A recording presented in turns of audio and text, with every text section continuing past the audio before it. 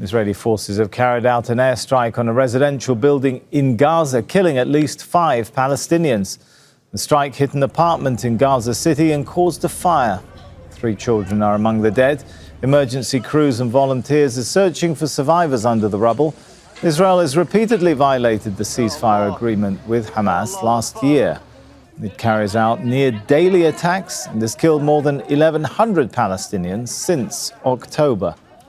Hani Mahmoud joins us now live from Gaza City. So, Hani, this was quite a grisly strike on a residential building. Have all the residents been accounted for now?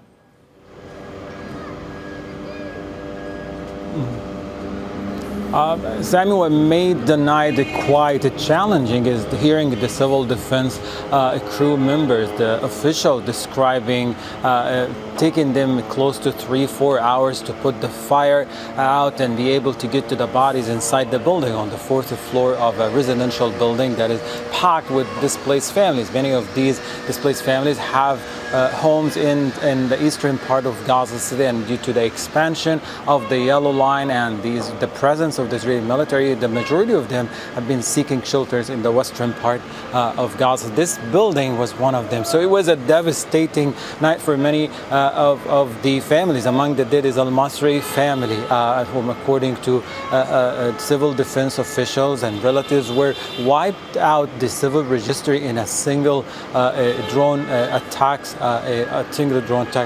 last night. That includes the father, the mother, their 3 daughters, and a young son. They were all killed while they were inside the apartment. The attack happened, or the drone hit the building where they were inside late at night. They were sleeping, and by the time the civil defense crew member arrived to the area, the already explosion rocked the area and forcing many of the people inside the building just to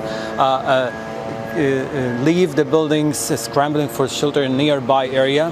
Many of the nearby displacement camp reported many of the shrapnels falling on their tents, piercing through the plastic sheeting, making it very difficult for the people. By the time the civil defense crew members arrived at the apartment that was engulfed in fire, the body had already been burned beyond recognition, made it very difficult for the civil defense members to identify the bodies until early hours of this morning. This is one of several attacks across the Gaza Strip, and by the way, the drone has not stopped patrolling the area up till this moment. We could hear the mechanical hum of these drones coming off the eastern part of the Gaza, particularly above the area that was bombed. Hani, is the Israeli occupation saying what they're targeting in these strikes on residential buildings, something which might be helpful for people to know what they can do to avoid this kind of danger?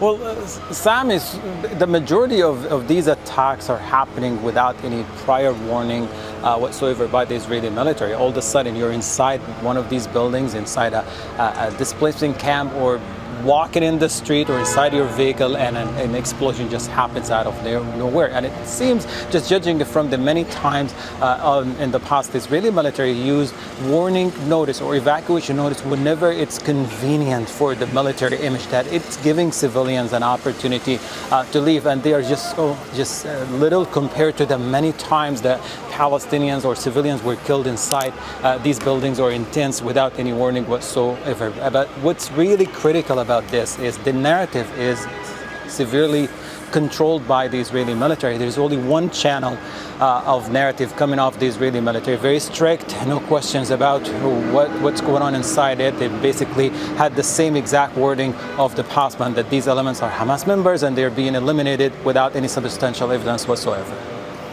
Right, thank you so much, Hani Mahmoud from Gaza City.